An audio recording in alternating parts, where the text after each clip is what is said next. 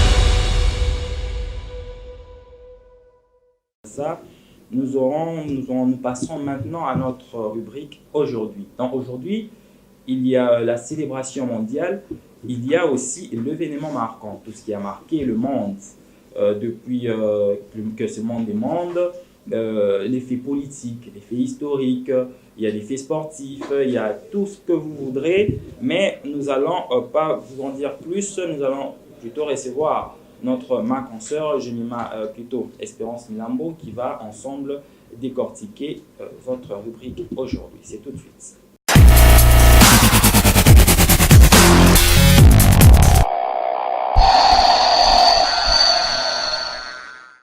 Elle est déjà avec nous sur ce plateau, fidèles téléspectateurs. Je parlais de Espérance Milambo, à qui je dis bonjour. Bonjour David. Comment ça va? Ça va très bien, et toi? Oui, ça va. Qu'est-ce qui se passe? Apparemment, les quotas de femmes ont augmenté dans le gouvernement Ilukamba. Ça vous fait plaisir? C'est une actualité cette fois-ci dans le gouvernement, chose qui n'était pas faite hier, mais aujourd'hui quand même nous remarquons que bien que la représentativité est faible, mais quand même ces femmes ont fourni un effort d'arriver jusque là où ils sont et occupent les ministères qui leur sont dédiés. Mais seront-elles à la hauteur de tâches qui leur sont données? Ah, mais certainement, David, parce que, hormis d'avoir l'effet d'être femmes, ces femmes ont une tête comme tous les hommes qui sont déjà dans ce gouvernement. Alors, moi, je ne pense pas que c'est les facteurs femmes qui a fait que ces ces êtres humains ou ces personnes puissent arriver là, c'est juste parce qu'ils ont d'abord une tête, ils ont travaillé, alors ils ont fait preuve de quoi ils sont capables. C'est ce qui a fait qu'on puisse leur mettre là. Mais Espérance, on a quand même l'impression que les femmes réclament la parité pour des postes politiques, mais on ne voit pas les femmes en engouement quand il s'agit par exemple du recrutement des FRDC. Qu'est-ce qui se passe? Exactement, là c'est un plus grand problème. Moi je pense d'ailleurs que ceux-là qui sont déjà en train de travailler n'écrivent pas tout haut la parité. Elles sont là en train de travailler et jusqu'à ce que leurs efforts soient rémunérés, si on peut le dire. Parce que déjà dans le domaine politique ou même déjà dans le travail en général, nous ne retrouvons pas ces femmes-là qui sont capables. Juste parce que, bon, c'est aussi un problème de conscientisation. Parce que moi, je me dis que les femmes ne comprennent peut-être pas bien. Il faut qu'il y ait quelqu'un qui soit là pour leur expliquer. Et moi, je pense que ces gens qui sont capables d'expliquer à toutes ces femmes ne sont pas nombreuses. Ces femmes ne sont pas nombreuses. Elles sont peut-être là 4 ou 5 dans une ville, hormis leur charge d'abord. Donc, ces femmes-là sont en train de travailler dur. C'est ce qui fait que le message ne puisse pas tellement passer. C'est ce qui fait que peut-être tout le monde, dans son ignorance, est là en train de crier parité, mais ne sait pas comment atteindre jusqu'à ce qu'ils puissent mériter cette parité. Ok, bon, moi je me dis simplement qu'elles ont peur de l'armée. Non, d'accord. C'est une parenthèse, Alors, on reçoit pour aujourd'hui. Qu'est-ce qu'il y a pour nous aujourd'hui? Alors, dans le compte d'aujourd'hui, comme c'est toute une rubrique, mais qui a différents points. Donc, aujourd'hui, nous avons la célébration mondiale. Nous avons un événement marquant qui a eu lieu en cette date. Nous avons le compte du jour, comme nous avons toujours l'habitude de les faire. Et nous avons le prénom du jour et aussi les anniversaires. Donc, c'est ça. Alors, ce qui constitue la rubrique Today, mais la rubrique aujourd'hui. Mais dans le sens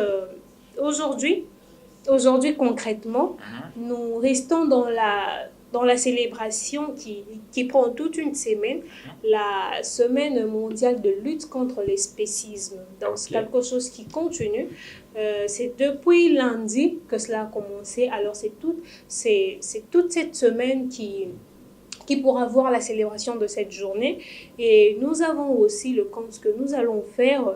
Le compte déjà pour vous annoncer, nous nous retrouvons au 240e jour de l'année. Alors, il nous reste 125 jours pour finir l'an 2019. Alors, c'est déjà le compte et le prénom du jour. Aujourd'hui, nous fêtons ensemble avec le Florence, le Florentine, le Florenza, le Florencia, donc tout ce qui va de pair. Les Florentins. Exactement. Le Flore. Oui, le Flore. Donc tout ce qui va de pair avec le nom Florence, ils sont là et nous célébrons tous ensemble avec eux. Alors, un petit, si je peux dire... Détail. Un petit détail par rapport à la personne des Florence, c'est qu'il faut retenir de ce que ce sont des personnes très calmes et ce sont des personnes qui ont l'habitude de sourire juste pour cacher leur faiblesse. Donc, le sourire qu'ils affichent plus souvent, c'est juste pour cacher leur peine, leur mal ou les déceptions qu'elles ont. Donc, elles ne préfèrent pas avoir des rancures ou rester avec la rancune dans les cœurs. Donc, elles préfèrent juste sourire. Question pour elles de garder ses faiblesses. Ça, c'est en disant que l'exception confirme la règle. Parce que exactement. On peut rencontrer de celles qui sont bien différentes. Oui, celles qui sont très bien différentes. Mais sinon, dans la plupart des cas, les Florents sont souvent calmes et sont douées. Elles sont très attachées à leur famille. Elles sont encore, comment je peux dire, les Florence sont très actives, donc des natures. Elles veulent entreprendre, elles veulent en tout cas travailler dur pour arriver à survenir aux besoins de leur entourage. Et Florence, Espérance, ça ne se rapproche pas? Ouais, Florence, Espérance, mais ce que vous dites là, nous c'est plus long que ça. Après le plateau, connaissant, je ne pense pas que c'est vraiment ça vous. Hein. Non, c'est vraiment, c'est très différent parce que nous déjà c'est Espérance, c'est autre chose, mais aussi moi je vous classe très quand même différent. parmi les exceptions. L'exception confirme la règle. D'accord, on poursuit. Alors exactement, nous restons dans la semaine mondiale de la lutte contre les spécismes. Les spécismes qui visent plus les animaux, qui visent à lutter contre la marginalisation de ces animaux. Aujourd'hui, nous rencontrons des animaux qui sont des animaux qui ne sont peut-être pas très bien encadrés, les animaux qui sont partout dans la rue, les souris qui sont délaissées, les souris qui sont tuées, les chiens qui sont tués. Donc, c'est une semaine qui appelle à la conscience de tout être humain à pouvoir considérer l'animal et à pouvoir lutter pour son bien-être. Parce qu'aujourd'hui, David, si je peux encore ajouter, aujourd'hui, nous rencontrons ces animaux-là qui sont peut-être plus proches de nous, les humains, par rapport aux sauvages. Parce que les sauvages sont dans la forêt, mais sinon, ici, nous vivons avec les animaux domestiques. Mais ces animaux domestiques ne sont peut-être pas très bien traités. Un animal peut connaître une difficulté dans le sens où il est atteint d'une maladie, mais tellement que son maître s'en fiche de lui. Je prends l'exemple d'un chien. Un chien peut être un chien de garde. Donc, pour son maître, qui est l'être humain, il préfère que ce chien-là soit là pour veiller peut-être à sa parcelle. Alors, lui n'arrive pas à prendre soin, ou il n'arrive peut-être pas à aider cet animal-là à pouvoir survivre très bien. Alors, c'est une journée qui appelle à la conscience de tous les êtres humains, car il y a une citation qui dit « On n'a pas un cœur pour un animal et un autre cœur pour l'être humain, mais on a juste un cœur pour aider tous ces êtres humains. » Parce que l'animal, c'est un être quand même, un être vivant. Et l'homme aussi, c'est un être vivant. Alors, nous devons participer à leur bien-être. Vous parlez de bien-être, mais j'ai entendu pendant que vous étiez en train d'exposer, vous avez parlé des souris et tout ça. Est-ce que devons-nous protéger cette race qui ne font pas toujours du bien dans nos maisons? Bon, nous n'allons pas protéger les souris comme telles. Quand je parle de souris, j'ai fait allusion à ceux-là qui consomment le souris. Ah, il y en a? Oui, il y en a comment on les rappelle? Il y a un terme en lingala, quelque chose comme ça, mais sinon, la plupart de ces gens qui consomment les souris, en tout cas, c'est aussi un problème parce qu'ils sont déjà en voie de disparition. Chacun a son objectif, chacun est là pour accomplir un but, mais imagine qu'on consommait toutes les souris du monde. Imagine qu'on consommait toutes les souris d'une forêt ou d'un quartier. Donc, tu vois ce que ça peut produire. Donc, c'est dans le sens où de consommer ces animaux, de les tuer ou de ne pas participer à leur bien-être. Mais vous avez parlé je pense que ça, vous faites allusion justement à ce qui se passe ici dans notre pays. Exactement. Il ne faut pas parler peut-être de manière particulière de notre ville. Oui, à Kinshasa. Qu'est-ce que vous pensez qu'on doit faire qui puisse aller dans le sens de ce que vous êtes en train de dire, ici surtout? Ici à Kinshasa, moi je pense d'abord que c'est un appel qui est lancé dans les villes. Les ministères de la conservation de la nature, oui, l'INC, l'ICN, exactement, l'Union Institut de conservation de la nature. Institut de conservation de la nature. Donc, moi, je pense qu'eux doivent aussi œuvrer dans ce domaine, l'environnement exactement, et aussi les vétérinaires du tout. Parce que moi, je pense que le plus grand problème, c'est véhiculer les messages. À quoi ces animaux servent d'abord dans notre pays ou dans notre environnement? Parce que nous les tuons peut-être parce que nous ne savons pas leur importance. Nous les tuons parce que nous ne savons pas ce qu'ils peuvent ramener davantage dans notre vie. Alors moi, je pense que un message de sensibilisation serait très, très important de la part des différents ministères qui pourront concourir au bien-être de ces animaux. Vous aviez chez vous un animal domestique? Chez nous, chien, particulièrement, non. Pourquoi? Nous n'en avons pas. Vous ne prêchez pas par le bon exemple alors? Nous n'en avons pas juste parce que, bon, nous avons le chat. Oui. Nous avions eu le chat avant, mais sinon tellement que nous sommes avec des petits-enfants et tout, ils avaient très peur. Okay. Et on était obligés de lui vendre. D'accord. Et c'était la rubrique... Là, c'était la rubrique aujourd'hui. Aujourd'hui, et je pense qu'on a fini avec vous. Il y a quelque chose à ajouter? Pas du tout. Pas du tout. J'ai été claire dans tout ce que j'ai dit. La lutte du spécisme, ça ne revient pas seulement au gouvernement, mais aussi à chacun. Mais est-ce que le gouvernement fait quelque chose, à votre avis? Avez-vous eu le temps d'observer ça? Oui, on a eu le temps d'observer. Le gouvernement, des années antérieures, s'est lancé peut-être... Je prends le cas du président Mobutu, parce que lui, luttait pour les animaux, en tout cas. Il aimait survivre avec les animaux et il faisait tout pour protéger ces animaux. Mais depuis qu'il n'est plus, donc vous voyez qu'il y a quand même eu une baisse et jusqu'à aujourd'hui, c'est vraiment une baisse qui est remarquable. Donc, mais ce n'est pas trop tard parce qu'on peut aussi relever le défi. Relever les défis. C'était votre dernier mot, Espérance Milambo. Oui. Vous avez longuement parlé de ces spécisme, c'est ça? Spécisme. Spécisme, Spécisme, ok, qui c'était consiste ça. à conserver Oui. la race animale, La race animale, d'accord, exactement. surtout domestique. Vous avez Exactement. parlé, ok. Et merci beaucoup Merci, pour avoir David. éclairé la lanterne de nos téléspectateurs. Merci, Je serai encore ravi de vous recevoir sur mon plateau. Exactement. Merci beaucoup, Espérance Milambo. Bien, fidèles téléspectateurs, voilà, c'était la rubrique aujourd'hui avec Espérance Milambo. De temps, nous allons bien entendu passer à la prochaine rubrique qui est le sujet du jour. Oui, le sujet qui font l'actualité en République démocratique du Congo, que ce soit dans nos ménages, dans nos familles, et nous en parlons sans trop d'embâge avec Jemima Yela, c'est après cet élément.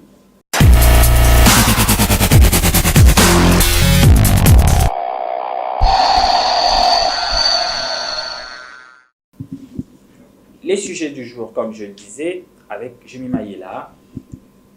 Elle nous parle de quoi aujourd'hui? Jemima Yela, bonjour, bienvenue. Oui, bonjour David Ludovic. Comment ça va? Oui, je veux bien, merci. Et toi? Oui, ça va. Alors, qu'est-ce qu'on nous emmène comme sujet du jour aujourd'hui? Aujourd'hui, nous allons parler sur les fiançailles. Les fiançailles, on entend souvent parler. Les jeunes, et surtout de la ville ou province de Kinshasa, sont de plus en plus nombreux à se faire fiancer. Et souvent, ces fiançailles n'aboutissent pas. N'aboutissent pas. Justement, il y a beaucoup à boire et à manger à ces sujets. Je pense que... Mais j'aimerais d'abord donner des éclaircissements concernant les fiançailles. D'accord, nous sommes à vous. Oui, selon les dictionnaires, le fiançailles, c'est un engagement. C'est un engagement de ces mariés qui prennent deux personnes. Okay. C'est-à-dire l'homme et la femme prennent cet engagement-là. Et cet engagement-là, c'est fait par amour. Hommes et femmes, oui, c'est un engagement de ces mariés. Ah, parce qu'il y a des mariages homosexuels, je dois vous rappeler.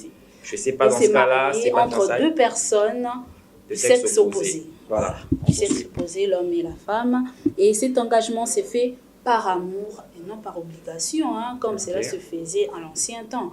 À l'ancien temps, c'était vraiment une obligation, comme je pourrais le dire.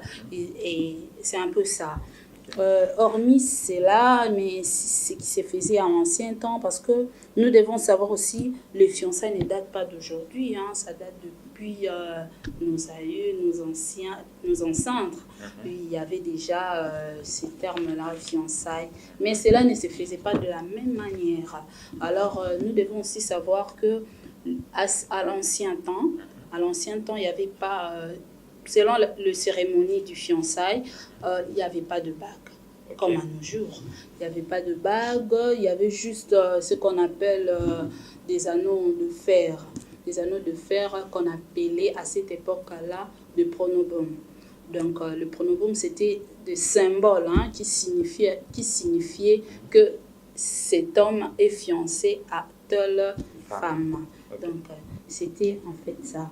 Alors, à cette époque-là, le mariage se faisait par arrangement, comme je viens de le dire. Ça se faisait par entente entre deux familles. Donc, le père de ta prétendante et ton père, ils s'attendent à ce que tu puisses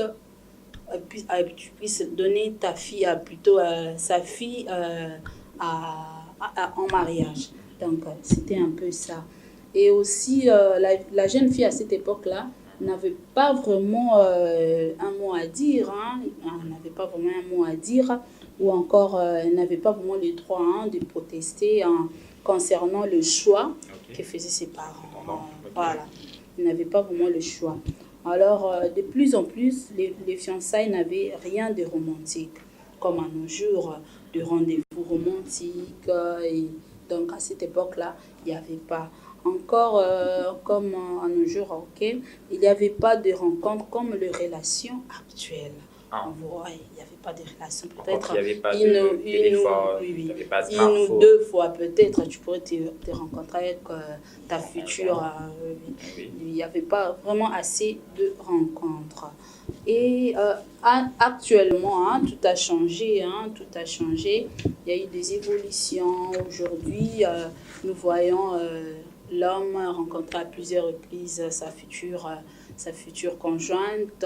Et il y a aussi les parents. En fait, il n'y a plus cette obligation-là qu'avait avant les parents d'obliger à la jeune fille de se marier à telle ou telle personne. Actuellement, tout a vraiment changé, tout a changé. Et aussi, nous allons parler de ce qui fait que ces fiançailles, le fiançailles de nos jours, surtout les fiançailles des Quinois, des Quinois, ne puissent pas aboutir. Ok. Bien. Qu'est-ce qui frise? On a comme l'impression que le fiançailles devient justement un problème en République démocratique du Congo. Il y a soit une vague de... Donc, on estime que les jeunes ou les fiancés exagèrent dans leur manière de faire. Et il y a des actes qui sont posés bien avant d'arriver en ce moment-là. Est-ce qu'il y a un problème d'éducation ou de conscience en ce moment-là? Je vais m'ailler là. Oui, ce qui pose problème, moi je trouve que c'est plus ce problème de préparation. C'est le manque là de préparation de ces deux personnes. On s'emballe directement et cela fait en sorte qu'il y ait rupture. Cela fait qu'il y ait rupture. Mais il y a aussi de ces fiançailles qui durent. Oui, c'est ça, on le voit, surtout dans la ville de province de Kinshasa, de fiançailles qui durent 10 à 15 ans. 15 voire ans, c'est énorme. Vraiment, c'est ce qui est un peu absurde. Alors, cela diminue aussi un peu la dignité de l'homme, du futur époux. Est-ce que ça ne serait pas de problèmes d'ordre social? Oui, les gens en parlent. Il y a ceux-là qui disent que non, c'est un chômage, problème de moyens financiers, voilà. Tout ça. Mais moi, je trouve que c'est juste un problème de préparation. Lorsqu'on se prépare, on peut réussir. Parce qu'on se prépare, on peut réussir. En plus, il y a de ceux-là qui les font par défi. Parce que l'autre s'est marié, parce que mon ami s'est fiancé, parce que j'ai vu l'autre là fait ceci, il est de mon âge. Moi aussi, je dois fiancer. Je dois fiancer. J'ai cette capacité-là. Une forme de compétition. Oui, c'est ça. Mais d'aucuns estiment que c'est une habitude vraiment de femme. Qu'est-ce que vous en dites? Oui, et que les femmes ne veulent pas voir l'autre se marier. Quand une se marie, c'est comme si c'était un défi à relever tout de suite. Oui, c'est un peu ça. Ce sont des complexes, des complexes, un peu des complexes d'infériorité. Sinon, on ne se marie pas par défi. On ne se marie pas parce que mon ami s'est marié ou soit ma cousine, ma soeur s'est mariée. Moi aussi, je dois me marier. Non, non. Le mariage, c'est fait par un temps précis. Et je me marie là, mariée, fiancée. Je sais que ça c'est votre vie privée. Ok, ouais. D'accord, mais apparemment vous avez le sang de personnes qui savent conduire une relation de fiancée. Vous pouvez vous donner de conseils ou éduquer un couple justement, bien que vous ne l'êtes peut-être pas encore. Je ne voulais rien insinuer ici sur ce plateau, mais je sens que vous aurez quand même beaucoup à apprendre à toutes ces jeunes femmes ou ces jeunes filles qui aspirent au mariage, bien que vous ne l'êtes pas encore. Moi, je dirais seulement à ceux-là qui veulent se fiancer, ils doivent d'abord, donc l'homme et la femme, doivent bien se préparer avant de s'engager ou avant de se réunir. Ou encore, ils peuvent aussi éviter le fiançailles de longue durée. Parce que là, lorsque vous faites de fiançailles de longue durée, vous risquerez même de vous faire des enfants, faire de famille déjà. Parole. Vous avez un homme que vous aimez, oui. Mais parce qu'il n'a pas le moyen, c'est quand même absurde, c'est quand même inacceptable et c'est injuste de voir que vous aimez une personne et que vous devez arrêter parce qu'il n'a pas le moyen de vous épouser. Pensez-vous que c'est une solution, ça? Bon, ça dépend aussi de la vision, surtout dans la ville province de Kinshasa. Ça dépend ça dépend aussi de la vision qu'on a. Alors, si on a une vision en commun, on peut aussi aller de l'avant, sans qu'il y ait aussi de moyens. Il y a ceux-là qui se marient sans pour autant avoir même un salaire à la fin du mois. Mais ils se marient, c'est cette volonté-là, cette vouloir-là de faire le chose, cette détermination de faire les choses qui fait qu'on aboutisse quand même. Et les églises, c'est quoi leur rôle? Mais sur les églises, mais apparemment, les mœurs continuent à se dépraver. Vous ne pensez pas que les églises n'aident pas quelque part la société, surtout ici en République moi, je démocratique trouve du Congo. que le problème n'est pas l'Église, c'est d'abord la personne lui-même. L'Église peut bel et bien prêcher, dire ce qu'ils peuvent dire, mais si la personne n'est pas consciente de ce qu'il fait ou ce qu'il doit faire, c'est là donc toutes ces prédications n'auront pas de champ. Ok, on va pas apporter de fruits. Oui, c'est ça. D'accord. Je pense que c'était tout ou il y a quelque chose Oui, à il y a rajouter? encore quelque chose à ajouter. Hormis cela, les deux futurs mariés doivent aussi avoir le temps de dialogue. Ils doivent aussi avoir le temps de communiquer, de parler, de dire ce que l'autre veut ou ce que l'autre ne veut pas. Donc, cet moyen de communication peut aussi aider de se connaître, oui, peuvent aussi aider ceux-là qui veulent se fiancer à Mais ne pas avoir de rupture. il y a un principe que je ne comprends pas trop dans notre pays, ou je ne sais pas si ça se passe aussi ailleurs, que lorsque deux conjoints sont en phase de préparation, il y a ce qu'on appelle le parrain. C'est quoi le rôle dans tout ça? Parce qu'apparemment, dans certains cas, bien entendu, et ce sont ces mêmes parrains qui ont un mauvais service.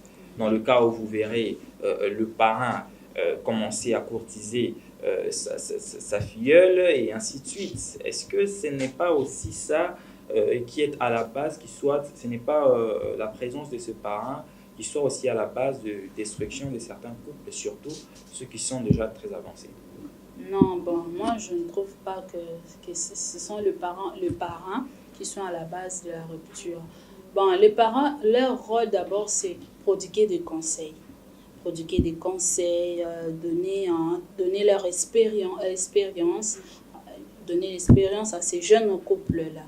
Et si nous voyons aujourd'hui en République démocratique du Congo, ces parrains-là qui dérobent, en fait, qui aiment ou souhaitent font la cour à leur filleule. Donc, c'est d'abord, je ne sais pas comment le dire, mais c'est un problème que nos églises, en fait, nos églises, le pasteur... c'est ici que je vous ai parlé du rôle à jouer de l'église. Oui, c'est que le pasteur doit intervenir à cela, parce que les parents sont justement là pour que de conseils. Ils sont là pour porter les parents sont là pour des conseils. Je crois que c'était votre dernier mot, Jémi Mayela. Merci beaucoup. On se retrouve quand déjà? À la prochaine. À la prochaine, avec un nouveau sujet. Des sujets tremblants. Merci beaucoup, Jémi Mayela. Bonne journée. Merci. Voilà, c'était Jémi Mayela dans sa rubrique Sujet du jour. Vous avez compris donc que le fiançailles, c'est quelque chose pour lequel on doit se préparer. C'est quelque chose qui ne se fait pas à la va-vite ou au vaille-que-vaille. Le fiançailles, c'est justement cette période par laquelle on passe avant d'arriver au mariage. Le mariage n'est pas facile, fidèles téléspectateurs, vous devrez donc le comprendre. Le mariage n'est pas un défi. Donc, on ne se marie pas parce que l'autre se marie. On ne se marie pas parce qu'on a trouvé le moyen pour le faire. On se marie parce qu'on estime qu'on est prêt pour assumer justement cette responsabilité de toute la vie. Autant de l'homme que de la femme, disons-le. Parce que, justement, on ne voudrait pas, je ne pense pas qu'il y ait une seule personne ici ou parmi vous, nos fidèles téléspectateurs, qui aimeraient un jour se marier pour divorcer. Et donc, c'est quelque chose pour lequel il faudrait prendre votre temps de préparation. Le mariage, c'est un engagement pour la vie. Le mariage, c'est un engagement qui doit aller pour l'éternité, disons-le comme ça. Et donc, il faudrait vraiment se préparer en conséquence avant de prendre une ou un tel engagement. C'était ça pour la rubrique sujet du jour. Nous allons souffler un peu et on va se retrouver juste après pour continuer.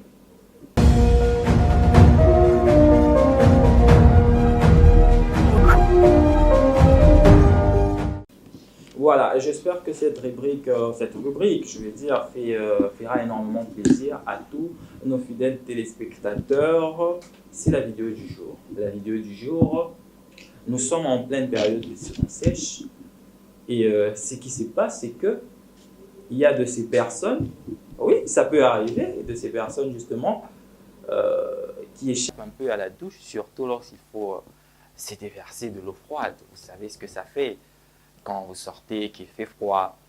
Alors, vous allez voir ce monsieur sur cette vidéo. Je n'aimerais pas tellement la commenter, cette vidéo-là. Mais vous allez quand même voir ces messieurs qui s'hasardent à aller toucher, je ne sais pas moi, ce qu'ils voulaient exactement faire. Je vous laisse suivre cette vidéo et on va commenter juste après.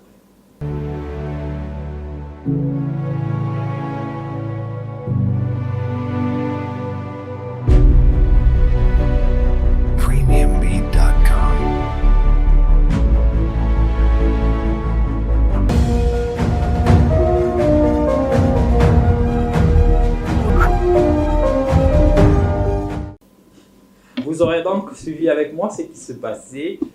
Donc voilà, il fait froid en cette période des saisons sèches, donc il faudrait, pour ceux qui pensent qu'ils ne peuvent pas supporter de l'eau froide, il y a deux solutions. Vous pouvez bouillir l'eau, vous pouvez chauffer suffisamment de l'eau afin de vous permettre de vous baigner, parce que vous savez que se laver, c'est vraiment quelque chose dont on ne peut pas s'en passer. On ne peut pas se laver et sortir comme ça de chez soi. On peut peut-être sortir de mauvaises odeurs. Vous savez, on monte dans de bus en commun et c'est pas très intéressant de venir et d'apporter une certaine odeur qui ne fasse pas plaisir ou qui ne rende pas à l'aise les autres personnes autour de soi. Et donc, il faut toujours prendre le soin, soit de bouillir ou de chauffer l'eau à la mesure qui vous convient, bien sûr. Mais attention à ne pas vous brûler. Et donc, voilà. C'était ça notre rubrique vidéo du jour. Alors on va poursuivre comme ça avec notre tranche de ce matin. Je vous rappelle que nous sommes le mercredi 28 août 2019 et nous émettons depuis la ville province de Kinshasa. On va suivre un tout petit peu cet élément et on va se retrouver pour continuer.